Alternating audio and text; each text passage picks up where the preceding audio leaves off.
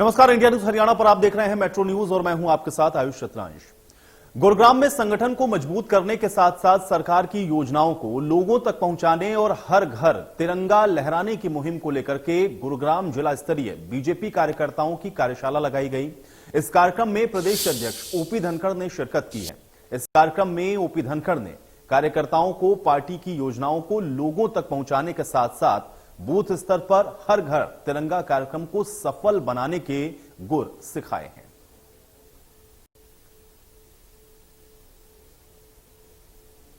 प्रधानमंत्री जी ने आज़ादी के अमृत महोत्सव में एक आह्वान किया है कि हर घर पर तिरंगा फहराएं।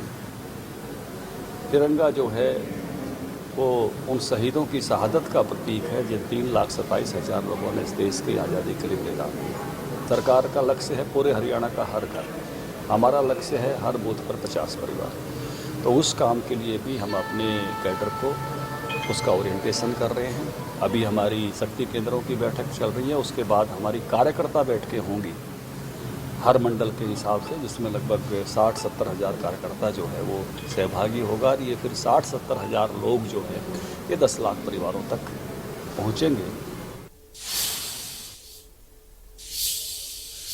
तो 4 अगस्त से आम आदमी पार्टी के 2 दिवसीय प्रशिक्षण शिविर का आयोजन गुरुग्राम के एक निजी होटल में आयोजित किया जाएगा। इस प्रशिक्षण शिविर में हरियाणा के सभी वरिष्ठ पदाधिकारी, हरियाणा के सभी जिले के जिला अध्यक्ष और तमाम कार्यकर्ता शिरकत करेंगे।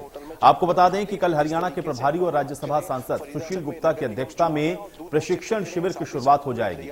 हरियाणा में पार्टी को और मजबूत करने के लिए इस तरह के प्रशिक्षण शिविर सभी जिलों में करवाए जाएंगे, जिसमें गुरुग्राम, फरीदाबाद और मानेसर में होने वाले नगर निगम चुनाव और 2022 में होने वाले लोकसभा और विधानसभा के चुनाव में पार्टी को और मजबूती के साथ मैदान में किस तरह से उतारा जाए, इसके चलते प्रशिक्षण शिविर का आयोजन किया जा रहा है। निगम चुनाव में और दूर बहुत शिरकत करेंगे, साथ ही साथ पूरे हरियाणा जिले मजबूती के साथ आगे लेके जाया जाए उसको। गुरुग्राम में कल से आम आदमी पार्टी का 2 दिवसीय प्रशिक्षण शिविर शुरू होने वाला है, जिसमें कि हरियाणा प्रभारी और आम आदमी पार्टी के राज्यसभा सांसद सुशील गुप्ता शिरकत करेंगे। आपको बता दूं कि इस समय मैं मौजूद हूं गुरुग्राम के चौपाल होटल में, जहां पर कल से प्रशिक्षण शिविर शुरू किया जा रहा है। तमाम जो तैयारी है वो कर ली गई है और हाल ही में जिस तरीके से अब हम बात करें फरीदाबाद, गुरुग्राम और मानेसर में नगर निगम चुनाव है और दूसरी तरफ 2024 विधानसभा चुनाव को लेकर इस बैठक का आयोजन किया गया है। आम आदमी पार्टी के कुछ कार्यकर्ता और पदाधिकारी मेरे साथ मौजूद है, मैं उन्हीं से जान लेता हूँ। सर, किस तरीके का ये पूरा कार्यक्रम रहने वाला है? 2 दिवसीय कार्यक्रम ये 2 दिवस कार्यक्रम रखा गया है प्रशिक्षण शिविर, जिसमें हमारे माननीय सुशील गुप्ता जी सांसद साहब और दिल्ली की सीनियर लीडरशिप सारी आ रही है 2 दिन में, और सबका अलग अलग एक टाइमिंग, अलग अलग टॉपिक्स रखे हुए हैं। और ये यहाँ पर हरियाणा में जितने भी लोग जुड़े हैं और बड़े पदाधिकारी हैं, तो सभी लोगों को प्रशिक्षण देने के लिए ये कार्यक्रम रखा गया है, जो 2 दिन चलेगा। कल सुबह 10 बजे से शुरू होगा और शाम को 5 बजे तक चलेगा। उसके बाद परसों भी दोबारा अगले दिन 10 बजे से शाम तक चलेगा। और इस तरह के कार्यक्रम अब हरियाणा में हर महीने 20 दिन में पार्टी कराने जा रही है। तो गुड़गांव में से शुरुआत हुई है, इसके बाद अलग अलग जगह पर और विभिन्न टाइमों में वो रखा जाएगा, जहां पर लोग प्रशिक्षण लेंगे दिल्ली की तर्ज पर। जिस तरीके से आम आदमी पार्टी दिल्ली के बाद पंजाब में सरकार बनी, अब हरियाणा की बारी, क्योंकि हम बात करें निकाय चुनाव फरीदाबाद, गुड़गांव या मानेसर या फिर 2024 जो एक विजन लेके आम आदमी पार्टी चल रही है, किस तरीके से रूपरेखा होगी और जो कार्यकर्ता है उसको किस तरीके से और धरातल पर मजबूत करने के लिए क्या प्रतिक्रिया, यानी कि किस तरीके की ट्रेनिंग दी जा रही है? ये वो ही सारी तैयारियां हैं। जैसे निगम के भी चुनाव आ रहे हैं और निगम के बाद फिर लोकसभा के चुनाव आएंगे, उसके बाद विधानसभा के चुनाव आएंगे। जैसे दिल्ली से जब पार्टी उठी तो पंजाब में इसी तरह के प्रशिक्षण पंजाब में चले थे, हर जिले में विभिन्न टाइम पर। तो उसी तर्ज पर अब हरियाणा में भी ये प्रशिक्षण चलेंगे, जिससे पार्टी को आगामी चुनाव में आगे लाया जा सके, लोगों को आगे लाया जा सके। और उसी तैयारी में लगे हैं सभी लोग इसी तरीके से। तो बिल्कुल कहीं ना कहीं पार्टी को और मजबूत करने के लिए धरातल पर किसी तरीके से जो कार्य करते हैं अपनी नीति, जिस तरीके से दिल्ली के बाद पंजाब और पंजाब के बाद अब हरियाणा में कहीं ना कहीं आम आदमी पार्टी अपना पैर जमाने के लिए प्रशिक्षण शिविर का सहारा ले रही है और इस तरीके से अब हरियाणा के हर जिले में इस तरीके के कार्यक्रम रखे जाएंगे। गुरुग्राम से कैमरामैन इंद्रजीत के साथ संजय राठौर। तो हरियाणवी इंडस्ट्री में एक के बाद एक हिट गाना देने के बाद अब देसी रॉक स्टार एमडी ने अपना एक और नया सॉन्ग लोगों के लिए लॉन्च कर दिया है। आपको बता दें कि यह गाना टी सीरीज कंपनी के बैनर तले आ रहा है और इसको गुरुग्राम में ही फिल्माया गया है। इसमें सिंगर एमडी के साथ फिटनेस मॉडल शिवानी गुप्ता भी इस गाने में अहम किरदार में नजर आ रही हैं।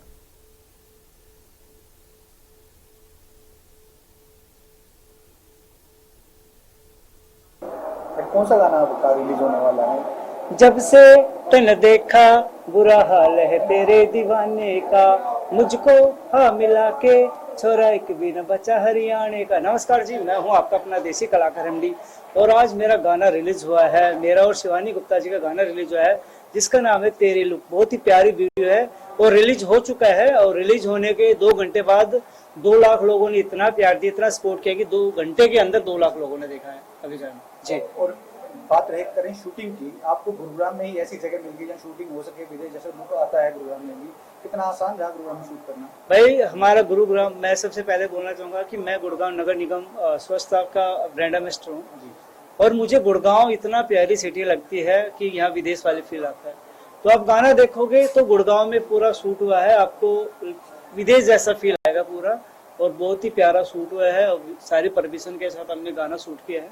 वाटिका साइड में एम्बियंस के आसपास पूरा बहुत ही प्यारा गाना हुआ है, आप सब जरूर देखना। तेरी लुक जो कि टी सीरीज कंपनी से है जी। हमारा गाना आ रहा है तेरी लुक, मैंने एमडी देसी रॉक स्टार के साथ किया है और मुझे ये गाना करके बहुत अच्छा लगा है। देखो आसान तो कुछ भी नहीं है, फिटनेस भी आसान नहीं है और सॉन्ग में एक्टिंग करना ये भी आसान नहीं था मेरे लिए, बट हाँ मुझे फिटनेस से अलग हट के मुझे सॉन्ग वगैरह करने में इंटरेस्ट था तो मैंने वो दिखाया और मुझे जब एक मौका मिला एमडी देसी रॉक स्टार ने मुझे ये मौका दिया तो मैंने उसे बहुत अच्छे से करने की कोशिश की, जिसमें मेरा एमडी ने बहुत साथ दिया क्योंकि मैं एक फिटनेस इंडस्ट्री से हूँ और मुझे एक्टिंग बिल्कुल भी नहीं आती थी, बट उन्होंने जैसे मुझे सपोर्ट किया, समझाया, करके दिखाया। मेरा ये 2nd एल्बम है तो मेरे को थोड़ा कंफर्ट लगा इसमें।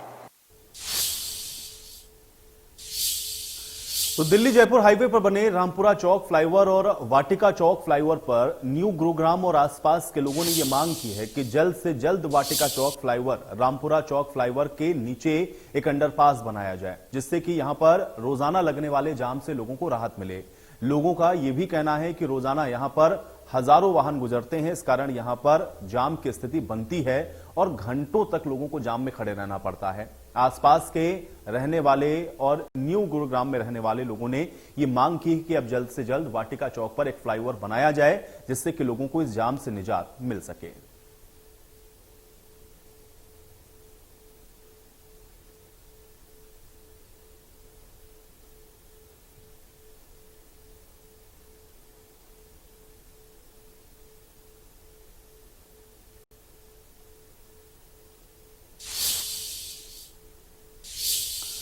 तो गुरुग्राम पुलिस ने 2 ऐसे शातिर आरोपियों को गिरफ्तार किया है जिन्होंने एटीएम पिन ना बताने के चलते एक टैक्सी ड्राइवर की निर्मम हत्या कर दी और फिर शव को जंगल में फेंका और फरार हो गए। दरअसल 15 जुलाई को मृतक अमरीश के पास फरीदाबाद के लिए एक बुकिंग आई, जिसके बाद अमरीश ने दोनों ही लोगों को गुरुग्राम से फरीदाबाद लेकर के रवाना हुआ। आरोपी अमरिंदर और नागेंद्र ने मौका देख करके गुरुग्राम फरीदाबाद रोड पर गाड़ी को रुकवाया और टैक्सी ड्राइवर अमरीश की आंखों में मिर्च पाउडर डाल दिया, जिसके बाद दोनों ही आरोपियों ने उसके एटीएम का पिन पूछा, लेकिन एटीएम का पिन गलत होने के चलते अमरेंद्र और नागेंद्र ने अमरीश को मौत के घाट उतार दिया। गुरुग्राम पुलिस ने दोनों ही आरोपियों के खिलाफ मुकदमा दर्ज करके उनको रिमांड पर दिया और आरोपियों से पूछताछ में यह बताया कि टैक्सी ड्राइवर अमरीश की हत्या करने के बाद दोनों आरोपियों ने गाड़ी को फरीदाबाद के ग्रीनफील्ड सोसाइटी के पास छोड़ा और फिर वहां से वो फरार हो गए।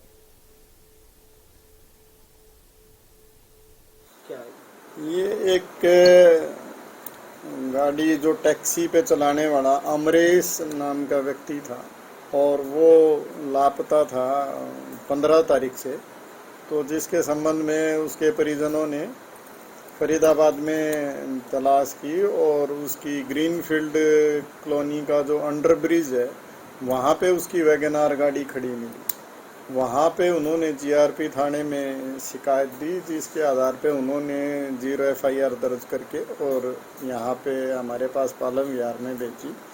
उस गाड़ी का गहनता से निरीक्षण किया गया। गाड़ी में मिर्ची पाउडर और ब्लड के स्टेन्स मिले और उसकी फिर तफ्तीश करते हुए उसमें जो 2 लोग शामिल थे इनको हमने गिरफ्तार करने में कामयाबी हासिल की, जिन्होंने पूछताछ पे बताया कि हमने सोची समझी साजिश के तहत ये गाड़ी उस दिन बुक की थी।